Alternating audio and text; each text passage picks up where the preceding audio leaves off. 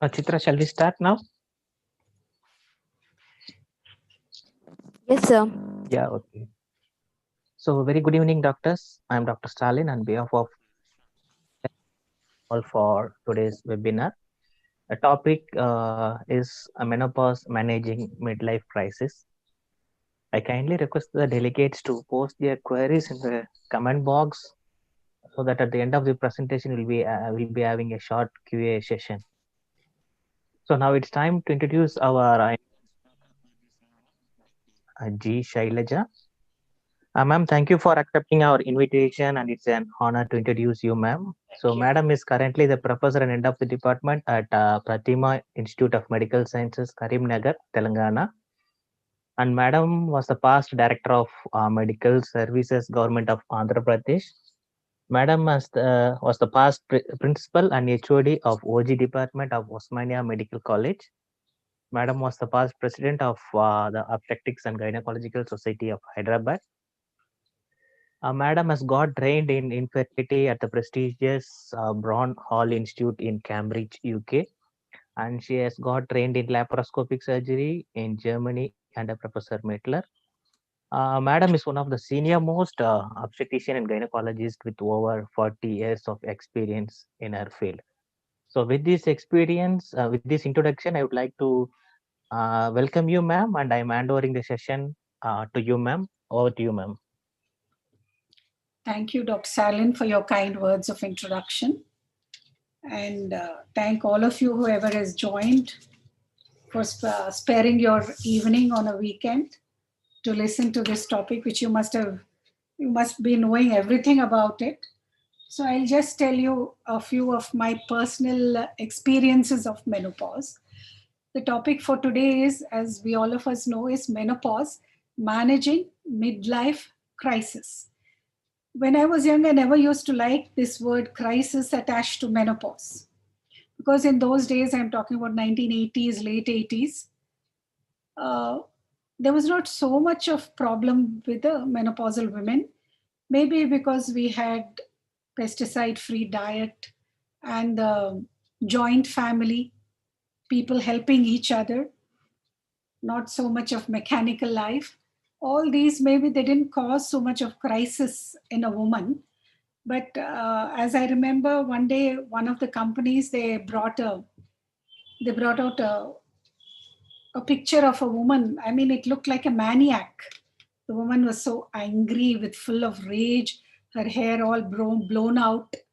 And they said, this is what happens in every woman in menopause. And I was very upset with that company when they showed that picture.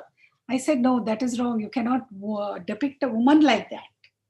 And it is not because she is a, what do you call, a witch or something. It looked like a witch, rather, an angry witch. So it's only because of some physiological changes which occur, which some people are unable to comprehend and manage it adequately. So that's why menopause is there. It does cause crisis. I'll tell you what are the crises it causes, but not so severe as to become a maniac woman. So all of us know that menopause is a permanent cessation of menstruation. For after 1 year of cessation, complete amenorrhea, we call it menopause. And this heralds the end of the reproductive life of a woman. And this also plays a part. I will not be able to conceive, I cannot become a mother. That also plays a part in this so-called crisis.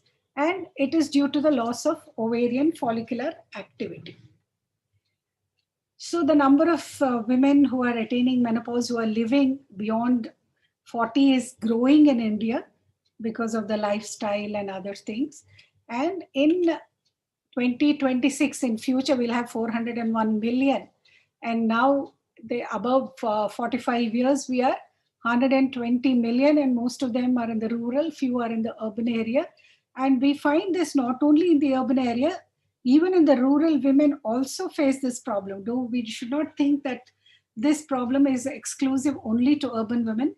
Urban women express their problems more often, whereas the rural women have to be asked, do you have this problem? Do you suffer?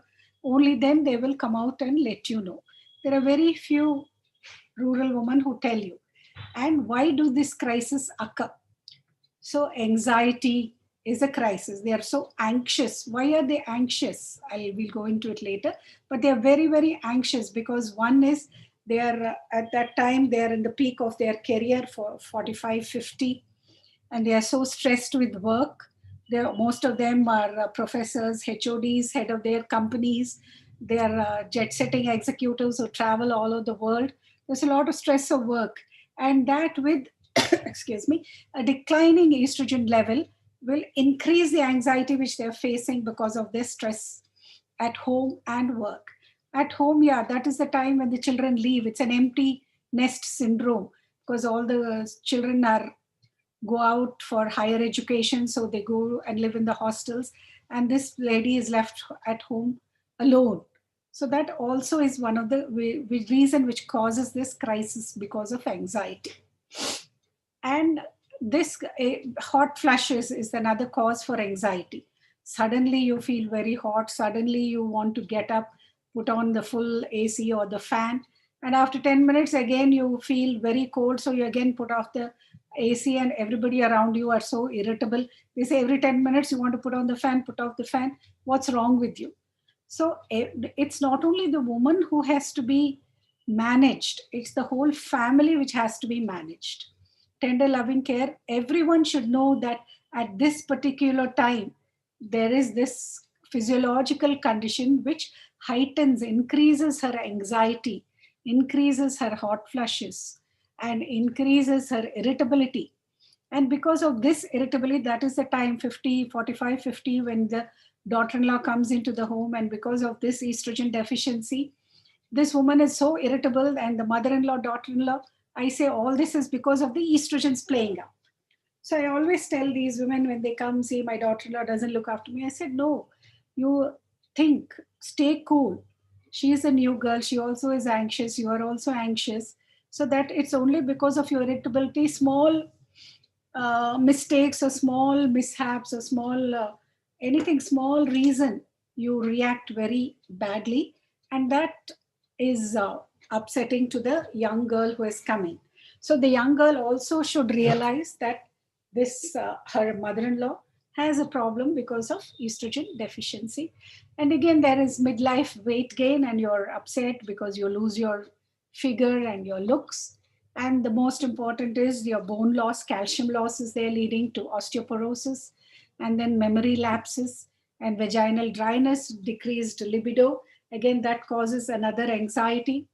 Insomnia, you get up because of estrogen decline, you can't get proper sleep. And also because of your heart flushes, you get up in the night, then you're unable to go back to sleep again.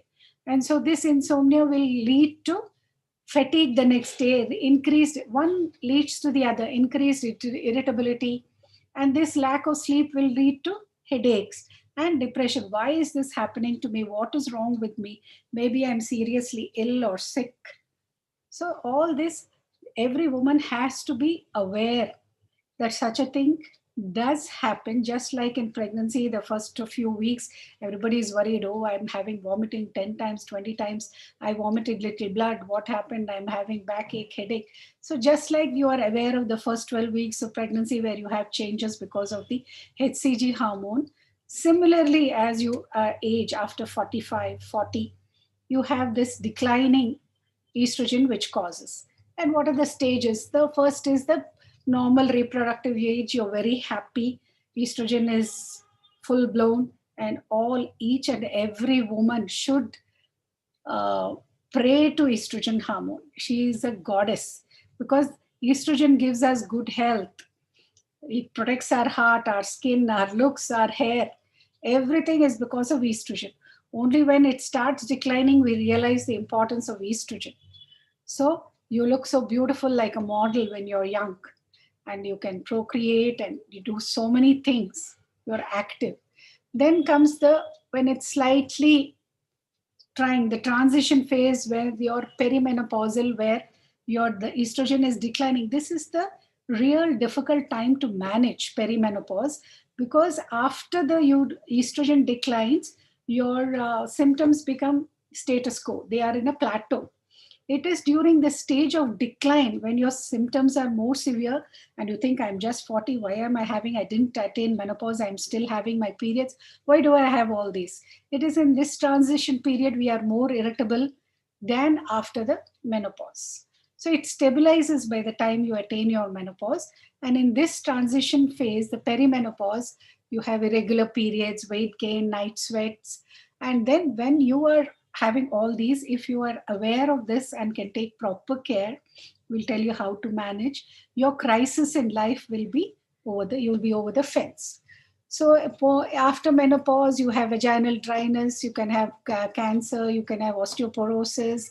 If you don't take care in this, the transition phase, vaginal infections, and you can more prone for heart disease. Another thing is when you have severe vasomotor symptoms, these are the women, take care. These are the women who are likely to have more vasomotor, those who have more vasomotor symptoms are more likely to end up with heart disease or MI at a later age. So the hormone levels, they are very good at 20, 30, 35. You have all over is pink. So your estrogen level is so good. And then again, it starts declining once you're 40. So at this decline, when it's starting to decline, then you really get agitated. Once it's over, then you don't have so much of a problem because you're used to that. And usually, if you first year from the time of menopause, that is 1 year after menopause, for 5 years, if you take proper care, you can be very independent at 80 and fit at 60. So what are the effects? I told you, we have to pray to estrogen because they have so many good effects. And it is a goddess. All women should do the Shashtang Namaskar, which I call, you have to fall at the feet of estrogen because it protects your heart and protects from hypercholesterolemia, it liver, it regulates the cholesterol, it helps strengthens the bone, your skin. Estrogen has an anti-aging effect, the brain, the temperature adjustment. So when this menopause occurs, this temperature adjustment is lost. That's why you have the hot flushes. And the breast, you have more prone for carcinoma breast, carcinoma ovary, and the uterus becomes smaller in size, the ovaries become atrophic, and you have dryness of the vagina and other things. So estrogen has an affinity to the estrogen receptors, and they upregulate, they increase, they upregulate the receptors in the reproductive organs, and in the non-reproductive organs, the estrogen receptors are downregulated. So there is estrogens are more, so you're very happy. When estrogens become less, you're unhappy. So upregulation of estrogen affinity on receptors on the reproductive organs leads to estrogen stimulated mitogenesis of MCF7 cells. These are there which contain, these cells are there which are produced by the pleura. And these cells, when estrogen is given, extra estrogen is given to them, they become carcinogenic. They promote carcinogenesis in their tumor. They become tumorogenic and they produce malignancies in the lady. So they stimulate the carcinogenic action of this MCF7 cells. And this proliferation can cause different types of cancer. And then how do you know about the discomforting symptoms of, there is a scale. You have a scale to measure because we don't have, this is personal. Each person has a different type of perception for the vasomotor symptoms, for the pain and for the libido and everything. So we have this symptom, which is every person has their own way of calculating, but these are symptoms which you have to ask and note down in the scale. That is called the Kupperman index for all these symptoms. And you have another scale for the vasomotor symptoms also. So all these 12 symptoms, you have to ask whether they're mild, moderate, or severe. No symptoms is 0, mild is 1, moderate is 2, severe is 3, very severe is 4, and you add up all, and then this will tell you whether if it is mild, then she need not have estrogen given to her. She can make do with yoga, exercise, diet, and other tender loving care. If they are moderate, you can give for a short period estrogens and then switch over to your herbal medicines. And or you can give the other drugs which are not hormone dependent. They are not hormones, non-steroid. Very severe, they definitely need estrogen supplementation. That's how you decide whether, according to the Kupperman index, whether you require, or which treatment you require and how long, and whether you require estrogens or whether you require just exercise or you require any other medication, and how short term, long term also it decides. So all these are the 12 factors which you have to think of. Vaginal dryness. So each individual you have to ask differently. Well, I can feel more, somebody else can feel it less. So vaginal dryness, hot flashes, night sweats. How many times you get up in the night? How many times in a day do you get hot flashes? That's how you record hot flashes. Hot flashes, you can't say mild, severe, moderate. You just say how many times in a day do you get a hot flash? How many times do you have sweats? How many times in the night you get up? If you get up very often, 2-3 times, that becomes very severe. Then paresthesia, insomnia, nervousness, melancholia, depression, dizziness, fatigue, arthritic pain, fornication, palpitation, headache. All these you record. Each person you give this questionnaire and ask them in the scale of whether it's mild, severe, or moderate, and you tell them how to answer so that then you can decide. And then also similarly, your vasomotor scale. That's also mild, moderate, and severe in the vasomotor scale, where you have to think of same thing, how many times she has the hot flushes and whether she has a lot of sweating and the similar one. But for vasomotor symptoms, again, you have to say deal it separately, because for vasomotor symptoms, the treatment is supplementation. Because as allopathic medical doctors, we know that for any hormone which is deficient, we have to supplement it. But so we know that estrogen is deficient, which is the cause for VMS, and we have to supplement estrogen. But then we also know that estrogen can cause certain side effects, which we don't, every woman, we cannot give estrogens. So in those you can give, you tell them all there is, take the informed consent, give it for a short time till her very severe symptoms come back to mild, and mild you can manage with other medications. So coming to the treatment part, hormone replacement, as I told you, hormone therapy, you have tablets, patches, creams to replace estrogen because ovaries no longer secrete estrogen. And hormone therapy, you can give either, if the uterus is there, all of us know that we have to give estrogen, progesterone. If the uterus is not there, you can give only continuous estrogen. And usually you started 1 year after menopause and give it for 5 to 7 years, depending upon the severity of the symptoms. And as soon as they are okay, if they are becoming milder, you have to reduce the dose or change the medication. That's how we can prevent the side effects of estrogen. So relief of, especially for vasomotor symptoms, you have to give estrogen therapy. And if it is dryness, you have to give, and genitourinary syndrome, you have to give vaginal estrogen. And there is no, who would have hysterectomy? Yes, all of them, only estrogen. Otherwise, estrogen plus progesterone. Usually we give it a radiation surgical menopause, or those who have very, very severe postmenopausal symptoms, vasomotor symptoms, osteoporosis, premature ovarian failure, gonadal dysgenesis. For these women, you definitely have to supplement estrogen. Not everybody needs.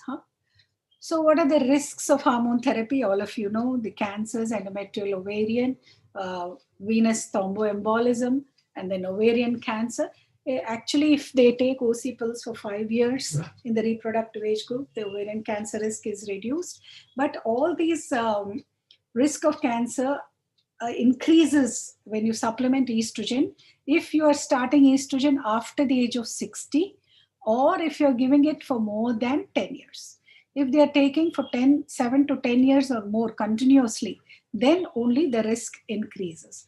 That's why you say stop at 5 years and try to reduce the dose and think of alternate medications, cerebrovascular accidents, repeat metabolism. So all of us know what are the commonly used estrogens. It is conjugated estrogen, 0.625. Some may not need 0.625. My patients personally, I say, because only 6.625 is available, I ask them to powder it. Half the powder take one day, half, so it becomes 0.3. So that's how. 0.3, some people are very happy with 0.3. Some people, if they are not happy, I said, okay, take the whole tablet. Otherwise, take half a tablet. And you have to each individualize the dose for each patient. Everybody doesn't need 1 milligram. If it is synthetic, you need 1. If it is equine, then you can give only 0.625. You can give half of it because in India we don't get it. And then if the creams sometimes are not available, so I tell them powder the tablet, add it to the cold cream and apply for the vaginal dryness. They are very comfortable with that. And then supposing they're okay, then you say, I said, try to stop, take it once in 2 days or alternate day. If you're feeling fine, gradually try to uh, reduce the dose, reduce the number of times you're taking the drug. And if you feel more, please take it. You have some other more anxiety at home and there is some trigger, maybe you have to use it daily, but you can take it alternate day. I've tried all these and my patients are pretty comfortable. And these crises are so individualized. I have different types of patients who are my friends also now. And one of the ladies, she had hysterectomy, and in the middle of the night, she called me up at 1 a.m. says, Madam, do something. I am so irritable that I want to throttle my husband and kill him. I said, my God, don't. You get out of your room, take a walk and come to me in the early morning. Then I had to give her, and I couldn't prescribe estrogens for her. I'll tell you what I did later because of this. So they have such difficult times, these women. She wanted to murder somebody. Only when I murder somebody or when I hit somebody, I'm going to be okay. So that is those people. Some people have that kind of postmenopausal symptoms. They're so irritable. And another really very gentle, sweet lady, doctor herself. So she was having severe vasomotor symptoms. Sweating was so severe. Wherever she stands, she sweats like that, and there's a puddle. And she moves out of the place. She's embarrassed, and everybody around her looks at her. What is this? Everywhere she stands, there is a puddle, whether she's incontinent or what. So that is one of the how you have this crisis in your life. And another very great lady who has won many international awards. She's always going around. And she said, Shailaja, I'm sorry. I don't know what to do with myself. I just cannot attend. I've refused to talk at so many seminars because of this incontinence problem. I have to sit very close to the washroom or the loo, and I have to run there because there's so much of urge incontinence. And so much so I've stopped using my innerwear. I don't want to wear it because I don't have time to remove them. I'm wetting myself before I could remove them. So that is how bad the symptoms are. That's why I said you have to pray and fall at the feet of estrogen. That's how estrogen deficiency affects the quality of life of most of us. This severe sweating and genitourinary and repeated urinary tract infections, whatever you do. So another friend of mine came, say, I'm not going, I'm going to stay in your house till you can treat me of this urethritis. So I had to give her local estrogens, and she had urinary infection, so I had to even put her on piperacillin, and then she was okay and continued the local estrogen cream because there were no creams those days. As I told you, I told her to add the powder, the tablet, add it in cold cream, and then now she's fine. So that's how it is. Then progesterones also we use when she's not, she still has a uterus, but then now we know that this medroxyprogesterone also has increased risk of venous thromboembolism.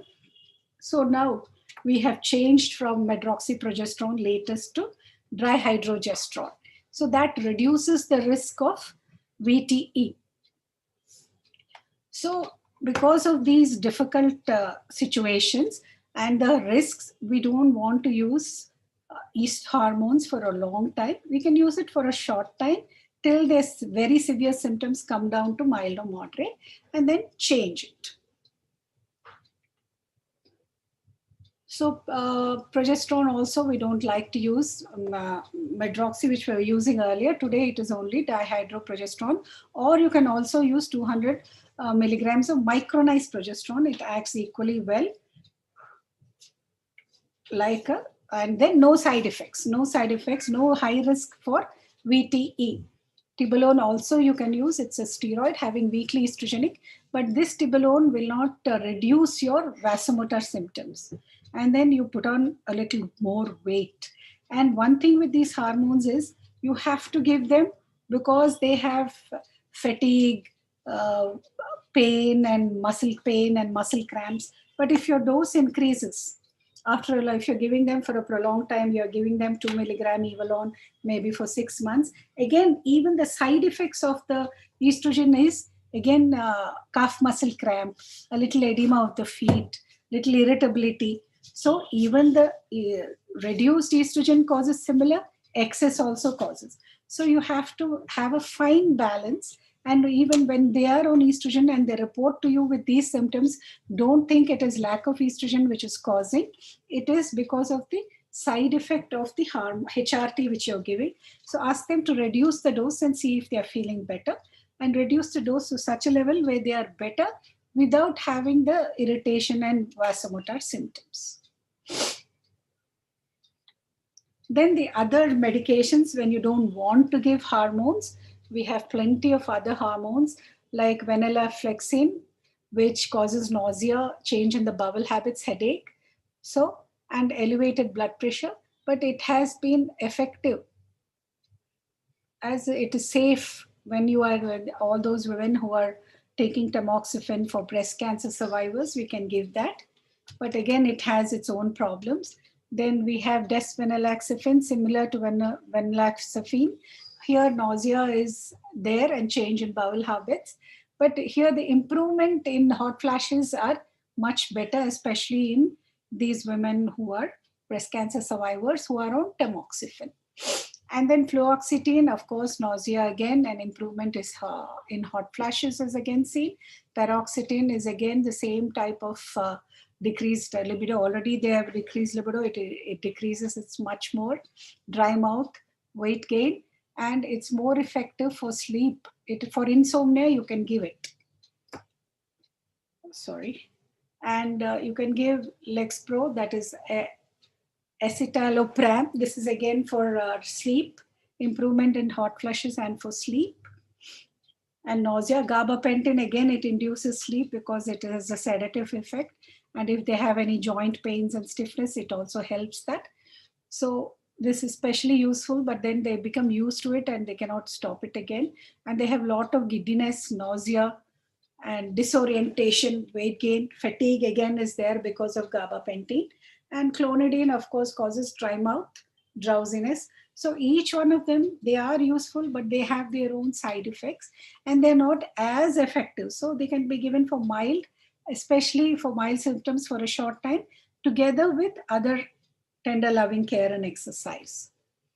So then coming to your herbal medicines, we are giving soy isoflavones because soy was started because Chinese and Japanese, they don't have hot flushes, they don't have menopausal symptoms because from childhood they eat soya bean, fresh soya bean. They're in their diet contains a lot of soya bean.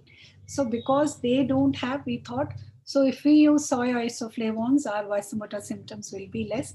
Of course, it's a very weak estrogen, and these soy isoflavones, it induces estrogen production from the estrogen receptors. It's a weak estrogen. It's mild symptoms, of course. So when you are tapering off your dose of hormone replacement for very severe, for mild cases, you can use it. And then there are a lot of black cohosh there is not much evidence to prove that it is very effective. So isoflavones also, there is another thing. Small doses, 30 milligram dose, it improves the estrogen. But if you give it in a higher dose, more than 100 milligrams, again it causes risk of cancer increases. So you have to know what is the dose, and not excessive use of soy isoflavones also can lead to high risk of cancer. So these are the studies which will tell you that low dose, very low dose doesn't help. Low dose helps. Very high dose again has its complications. And then ideal menopause, what should you have? We still haven't got an ideal drug for menopause, which has zero side effects and very effective for everyone. Each person is different, so we don't have that. So it should regulate the endogenous estrogen to non-reproductive and reproductive organs, and it should good symptomatic relief of the hormone HRT, all the menopausal symptoms, without the risk of increasing the risk of cancer, VT, stroke, which may be associated with hormone therapy.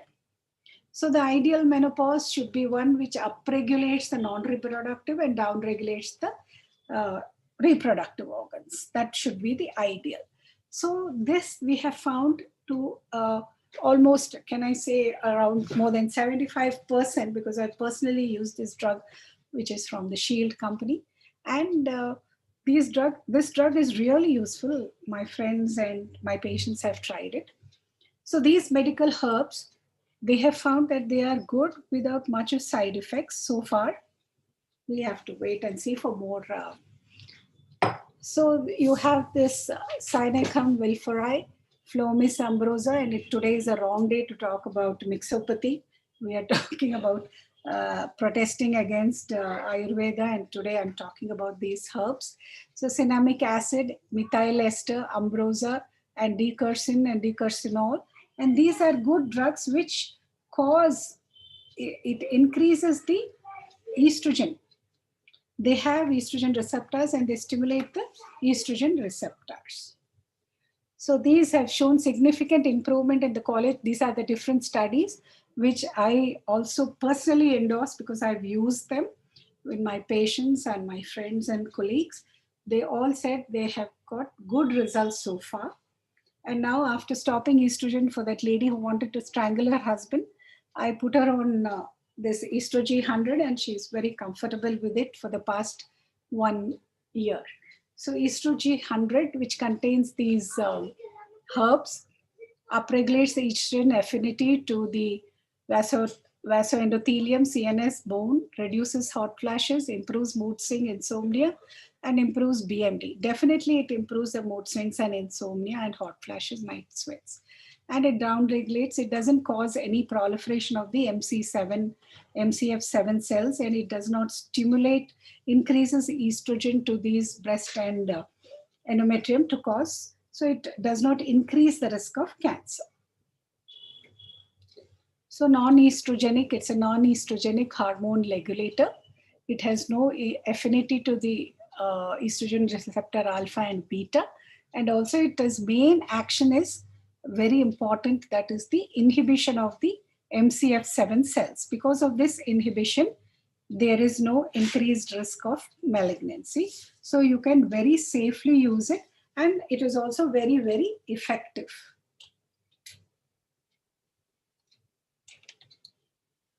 So these are the studies which have been seen. They've used these herbs are used by the Korean and the Japanese, and they have very, very good results, which are all published. And these drugs are over-the-counter drugs available in the US also. In the Journal of Korea Society of Menopause, they have done, they've used it and conducted these studies. And definitely they are useful, and it does not increase the risk of breast cancer. So it relieves the symptoms within 2 weeks, vaginal dryness, hot flushes. But increase of libido, again, you have to use a little estrogen cream. And and the Kupperman index also they have studied. In that also the symptoms have from very severe, they have come to mild and moderate. So then again, estrogen, osteocalcium, they have started, and there is a significant bone mineral density is good. There is a significant increase. And also with estrogen, it improves bone health and the parameters significantly. Alkaline phosphatase also. So the liver function also improves, and even the bone density also improves with estrogen. So the biochemical evidence also states that there is increased bone density, increased serum growth hormone, decreased osteocalcin, decreased serum drive. It helps for the liver, and liver function tests are also improved. So again, this is another study of the estrogen from some Samsung hospital in Thailand. Okay, so they have treatment with estrogen for 3 months. It showed improvement. That I can vouch for it because I'm using it on my patients. And the evaluation and efficacy, again, these are the studies which tell you that they are effective. Of course, for 12 weeks, a significantly improved quality of life. And in this 12 weeks, while you're giving this drug, you have to talk to the patient, talk to her family, see that all of them understand her problem, and encourage this lady to do yoga, exercise, and meditation so that it helps her. She can be off the drug gradually, off the drugs with time. It's also ideal for surgery-induced hysterectomy, oophorectomy, and no toxicity and not much of weight gain. So the Indian Menopause Society, which says together with any medication, you have to have the lifestyle modification. So eat right, what you have to eat. Of course, exercise, stress exercises, medication. To all go hand in hand.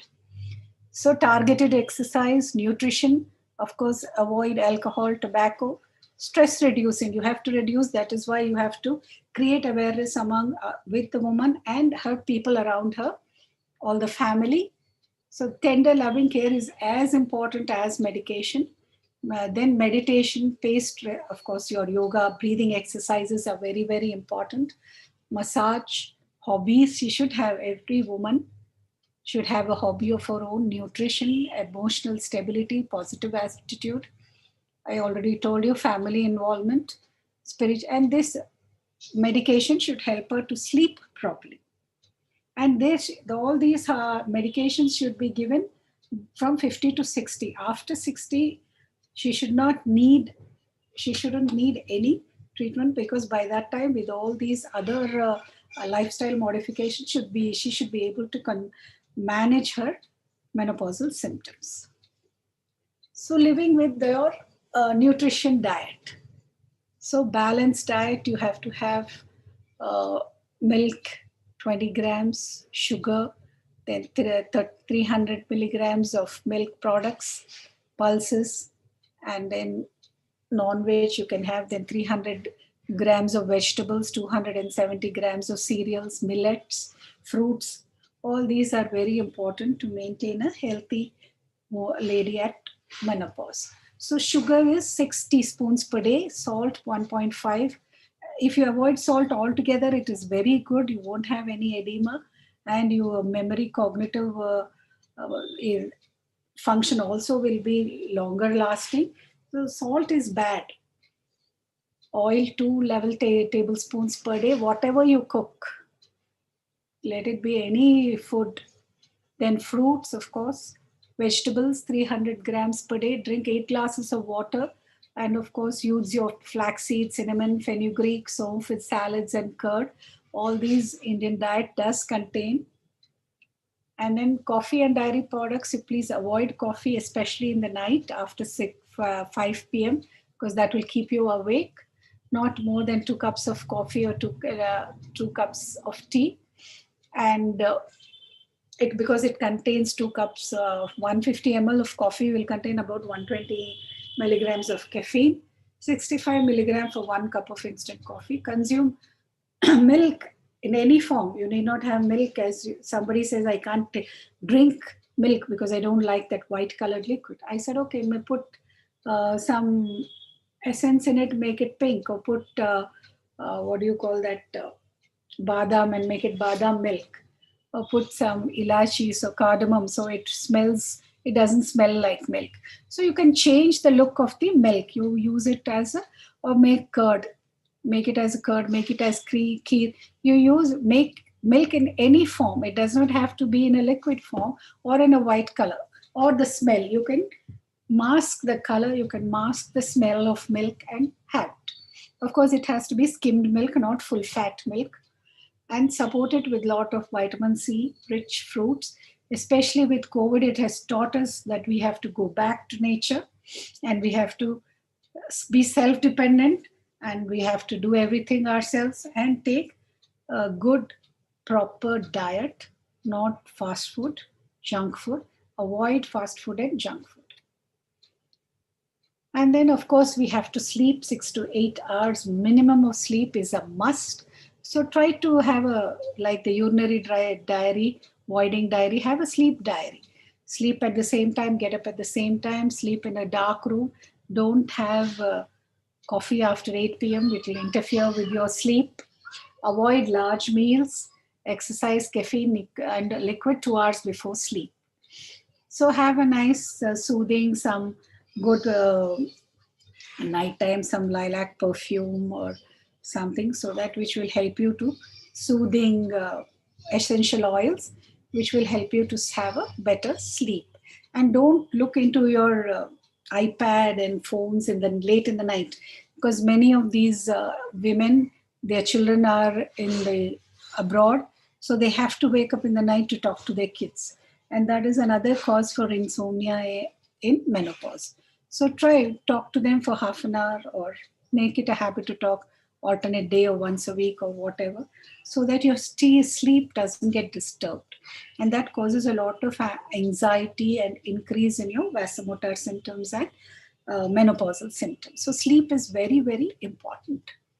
And nutrition also, calcium is more than 800 milligram, 1200 milligram per day. And then vitamin D, you have to have 1000 to 1500 units per day.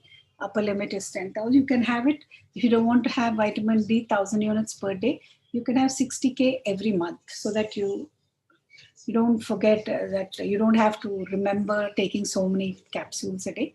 So you have 60K once a month, and that is enough. You have to have it always, because we don't have a lot, we are not exposed to a lot of sunlight, and we cannot be having so much of sunlight, because once we go out in the sun, our skin becomes more irritable. And we, so calcium supplementation, all of you know, you can take carbonate, citrate, gluconate, lactate, whichever you're not allergic to, because some people are allergic to citrate, they have blisters in their mouth, and some to gluconate. So whichever calcium you like, whichever salt you like, please take it 1 gram a day. Calcium carbonate needs acid to dissolve for absorption, whereas citrate doesn't require, but citrate, some people have developed a reaction to it. Less stomach acid as we age need, because of poor absorption. So usually we tell, take it with a meal, to be taken with a meal, so you have less gastritis, because calcium can cause gastritis. So least expensive form of calcium is calcium carbonate. Calcium citrate is better absorbed, and people over 50, it is much better. If you're not allergic to it, it may be taken anytime, but it's a little more expensive. So citrate is better for women over 50 years of age. So when you're taking calcium supplements, thyroid, corticosteroid, tetracyclines, calcium should not be mixed with them. Thyroid and calcium, you don't add antibiotics or steroids, especially now with COVID, so many are on steroid and low molecular weight heparin. So don't mix your medicines together. Calcium after a meal, immediately after a meal, usually at bedtime. So contraindicated in patients with hypercalcemia and those who have renal insufficiency. Excess amount of more than 2,500, you don't give them, because it can cause renal calculi. And if you are taking iron, if your patient needs iron, please give iron to after lunch, 1.5 hours after lunch, for better absorption. And calcium should be given in the night. Calcium and iron should not be taken after the same meal. Then vitamin D, I already told you, you can give as a solution is the best form. You can give capsules once a month. But if she is D3 deficient, she has to take it once a week or twice a week for 8 weeks. And then after that, she can take once a month. Then IM injections, if the deficiency is very severe, you can take 60K, not once in 3 months. Then maintenance therapy for D3, they have to have maintenance therapy, definitely once a month, of course, in summer. And in winter, because you're not going out, you can take it twice a month. Injections also twice a year if you want. Cholecalciferol can be taken. Thromboembolic risk, managing thromboembolic risk, especially in menopausal women during the pandemic, because all of these women with COVID-19 must be on your low molecular weight heparin. So those who are using, if they are hospitalized and they have been using low molecular weight heparin, please stop for some time your drugs. But it has no serious general. You can use transdermal patch if you have to use it, and prophylactic low molecular. So this patches will have very little of estrogens, and the risk to the thromboembolism is much less. So if at all she needs very severe vasomotor symptoms, then maybe she can use a patch. But in summer in our country, it is not advisable, because the patch, because of the sweating, the patch comes away, and it is not. Severe intensive case, in severe cases who are on low molecular weight heparin, please stop your hormone replacement therapy for a short time. There is no harm. And those who have diabetes, heart disease, better you withdraw, because they are on treatment for COVID. Then outpatient mild COVID, you can withdraw and switch over to transdermal if at all it is there, or they can use a cream which is minimal side effects. Persistent respiratory symptoms and outpatient monitoring, self-isolation, they can always use switch over to MH transdermal if they are using low molecular weight, or tibolone you can use if they are outpatients. But it's always preferable if you stop for a short duration, maybe 2 to 3 months, and ask them to do more of lifestyle modifications like meditation, breathing exercise, and others, because your COVID has to be treated more than your menopausal symptoms. So the take-home message is target population for initiation of hormone therapy is within not 10 years, I'll say 5 years of menopause. HT is initiated early post-menopause, within a year, within 1 year of post-menopause. If you start, they have very good effect. And you have to choose the right drug for the right patient, depending upon the Kupperman index and also your vasomotor index. And so that you can titrate the dose, give it for very severe, bring it down to less severe, and then give your estrogen and maintain. Or you can, if they don't want estrogen, or they think, you can give them soy isoflavones. Or if they are okay, if they are well maintained with your exercise, breathing, that's ideal. And good diet, of course. We should never forget diet and exercise are very, very important. And calcium supplementation. So the right woman, right age, right replacement therapy, right dose, right route is the ideal. You have to individualize each woman, because every woman has a right to good quality of life. And if you want to give we must think what is the quality of her life which is affected. I had a lady who came, she said, I want estrogen because I cannot afford to have these vasomotor. I gave her a very mild soy isoflavone. Estrogen was not available then. She said, no, it doesn't help me totally. I don't mind. I said, yeah, there is a risk of increase of endometrial cancer and ovarian breast cancer. She said, I don't mind taking the risk. I don't mind if I die with thromboembolism tomorrow. But for me to have a good quality life now, I don't want to think about 5 years down the line. Now I want it. So with each patient is different. That's why I take a complete history. Ask her what is the quality of life, what does she want, how much of symptoms reduction does she want, how severe are her symptoms, and whether she can manage with more of other medications rather than because estrogen does have its effect. And now, of course, estrogen has come into the market, which is safe and effective. Not only safe, it's effective. Soy isoflavones are not very effective for um, vasomotor symptoms, whereas estrogen does, because those are the really um, the real bad symptoms which really take the life out of a woman, with quality of life is totally disturbed. And genitourinary syndrome, of course, you have to give local estrogens for the urge incontinence creams. I hope so. Growing old is natural, but not feeling old. Old age is just a number. You have to be active, and we as medical providers, healthcare providers, we have to see all our women who are who have attained menopause or perimenopausal age group. We have to see that they have a right to live a full quality of life. Because even today, I find many men who says, okay, what is the use now? She's of no use as a woman because she's already attained menopause, or already she had, even doctors come and talk to me like that. I said, no, she hasn't finished. She's not a written off check. She is still has a lot of life in her. And just because she had a hysterectomy or just because she has attained menopause doesn't mean that she ceases to be a woman. She has a full life ahead of her with full enjoyment, satisfaction, happiness. It is the woman who's very important.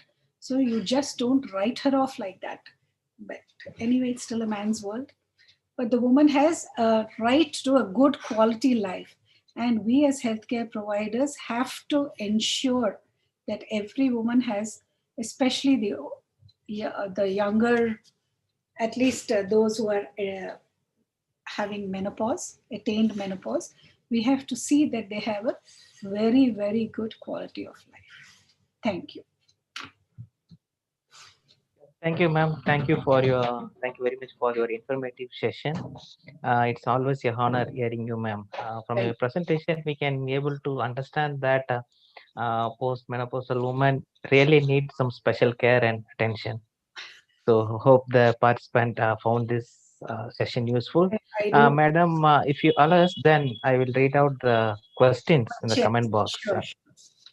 And let me wait for 2 or 3 minutes, madam, for the participants to post their queries. By in the meanwhile, I will be reading out the questions. So there is a question from Dr. Batmini, ma'am. Mhm. What are the investigations to be done in patients with menopausal hormonal therapy? If you want to start a person with for hormonal therapy, you have to go the full range. You have to take a full history and all the regular investigations, CBP, CRP. CRP is a must because these are the women, if you're starting estrogen, if CRP is high, they may be more prone for strokes and MI. And you have to do a liver function test, lipid function test, of course, rule out your hypertension, diabetes. See that the diabetes is well controlled. Uncontrolled diabetes, don't put them on estrogen hormones. Urine examination, urine culture, and of course, a complete abdomen and pelvic scan. See, you have to do the whole gamut of investigations, like see her bleeding time, clotting time, LFT, RFT, kidney functions. All the organs should be good functioning if you want to start your hormone therapy like estrogen and progesterone. But if you're giving them just your soy isoflavones, then you can just rule out, of course, dyslipidemia, lipid profile. You have to rule out diabetes. I mean, see that she's well controlled diabetic, check whether she has diabetes, hypertension, see that they are under well controlled, get a 2D echo done. Because these women, they are a window of opportunity to look for other disorders. They may not know they have these disorders, but they just come to you. So this is the time when you can really investigate totally. So, and then see whether they have any other disease, because they wouldn't have gone to a doctor till then. They wouldn't have had these investigations done. So the complete gamut of investigations you do to all the organs, the liver, this kidney, and then start your hormone therapy. Thank you, ma'am. Dr. Batmani would have received her answer. And ma'am, another question from Dr. Salil Kumar Deshmukhia is asking for what are the complications of menopause, ma'am? Complications of menopause means I already told all the complications of menopause, is it, or complications of the medication? Complications of once the woman has menopause, it is first is these menopause symptoms. The symptoms, we don't call it complications, we call them menopausal symptoms. So these symptoms start when the estrogen starts to decline, not when it is stable. So estrogen becomes stable after once you attain menopause. In the perimenopause, it is sometimes it becomes very low. It has a wavering, wave-like action. Sometimes it is very low, sometimes it becomes very high. So this different type of estrogen decline, when it starts to decline, is when the symptoms start, and when it is sometimes it declines, sometimes it rises. It's not steady. The decline is not steady in the perimenopausal age group. So when it is not steady, you have severe symptoms, and up to 2 years after menopause, they are very, very intense. After that, gradually they subside. So one is hot flushes, vasomotor symptoms, all the vasomotor symptoms with night sweat, hot flushes, irritability, insomnia, being very violent also. As I told you, my patient wanted to kill somebody. So very violent, and they're very, they're talking to you very sweetly, and suddenly they raise their voice, and they're very rude to you. So just don't think that they're rude because they mean to be rude. It's because of the hormones playing out. So, and then of course genitourinary, they have urge incontinence. All these are symptoms of menopause. Thank you, ma'am. Whether this the woman with attention deficit hyperactivity disorder who are undergoing menopause experience and increased ADHD symptoms? ADHD symptoms, actually they may be increased ADHD, or you might sometimes mistake the menopausal symptoms to ADHD, because there also they have the short focus time, they are irritable. So it may be combined. Maybe it is this, unless you do the FSH levels, you don't know whether these are the symptoms because of menopause or is it because of the increase in ADHD. So they both of them overlap because it's almost similar type of symptoms. It all menopausal symptoms depend upon the estrogen level, FSH and estrogen levels, the decline, how rapidly it is declining or how irregularly it is declining. That is what is important. So they may, a little increase in ADHD also will be there because the brain itself, the cognitive function has also become less. And one part of the brain, as I told you, which regulates the temperature, that also becomes hyperexcitable. The brain itself becomes hyperexcitable. Cognitive function is lost, memory power is lost, and you forget things very easily. The reset things you forget. You remember your past, you don't remember where you left your keys 5 minutes earlier.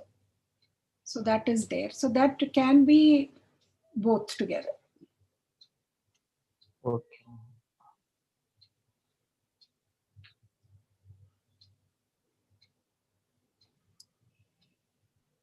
Any comments? Oh, Not only you have questions. got some complimentary comments from Oh, Dr. Dr. Tulika is finding a very interesting session.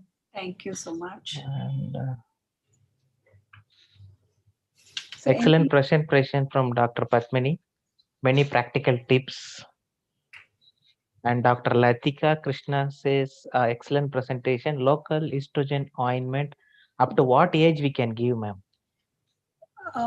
That up to 60, anything estrogens when you're giving up to 60, after 60 you have to be careful. But if there is dryness, you can use moisturizers after 60. Your moisturizers, cold creams, Vaseline, they can help you better after 60. We don't use hormones after 60 unless the patient really wants it. You have to tell the patient, you have to, I told you, informed consent. You see, this is the problem you want to use, you use it, but don't use it often, very rarely, if necessary. And yeah, and most of the time, every day she can use a moisturizer. If she feels she needs to use a more stronger, maybe a little, as I told you, just to powder it, one tablet in a half bottle of cold cream, and that will be very minimal, so she can use once in a week, not every day, not every day. And please inform her of the risks and see that she does not have increased risk for VTE, or she has diabetes, or she has any other problems, MI. So do a 2D echo, see that she's, because after 60 the risks increase, and ask her for the history. If she had severe vasomotor symptoms, these are the women who are likely to have more cardiac events and MI after 60. So these women who had vasomotor, severe, moderate to severe vasomotor symptoms are more likely candidates to have a cardiovascular accident after 60. So in them you have to uh, think and give your hormone local creams also, because that also is absorbed. Thank you, ma'am. And there is another one question from Dr. Patmani. Is it necessary to assess estrogen levels? If No, so, at what intervals in symptomatic cases? no need to assess. It's always your what the patient feels. If she has severe vasomotor symptoms, you know the sudden decline in estrogen is causing it. We don't need to know. If you want, she wants to know whether do really I have, many patients come, do I really have estrogen deficiency? Then you can do it, but it is not necessary. It's not mandatory to do the estrogen levels. But if you want to confirm that she is definitely has menopause, then you have to do your FSH levels. But estrogen levels are not mandatory unless it's research and she wants to know. Instead of that, you do your other tests to see whether all her other blood tests are normal. Yes, ma'am. Thank you. And there is a complimentary message from Dr. Krishnaveni. She found the session very informative and excellent presentation, ma'am. Thank And you. Dr. Archana also commented as the presentation was nice. Good, good. No other, any other comments, not regarding the my whether I'm good or bad. Bad, yes, but anything else? Anybody wants to add any points which I've missed out? Their own experiences. I don't know who they. Yeah, ma'am. I could not find Any those comments participants who here. can talk, say, I mean, like whatever case they had, like how I had. Yeah, I'm waiting for someone to respond, ma'am. Yeah, because each one will have different kinds of Yes, ma'am. patients, isn't it? I just told you my really bad cases. Most of them, they don't know that they have these symptoms unless you ask them, do you have this? They think, yeah, because I'm growing old, I have. It's not because of something is wrong with me, or they tend to overlook these symptoms, the women. And nobody will come and tell you, none of the women will tell you that they have decreased libido. They don't want to tell you because they're shy, Indian women. So unless we ask everything, whether you have dryness, whether you have some problem, then they will tell you. Otherwise, usually they are, unless it is very, very, very, if they have Yes. severe pain, they'll come to you. Just for any other problem, they don't. So I don't have pain, so why should I worry? That's the normal statement we find most of the women. Only when I have pain, if they have pain, they'll come. No pain, nothing is wrong. And menopausal symptoms, you don't have pain. They're all vague symptoms. But now, because women are working more and they are more stressed out, in the urban area, more and more are coming forward. Many women are coming forward Yeah, with ma'am. problems. Yeah, ma'am. Another query from Dr. Lalita Krishnakumar. Yeah. The question is, can we give Esto-G tablets after 65 years?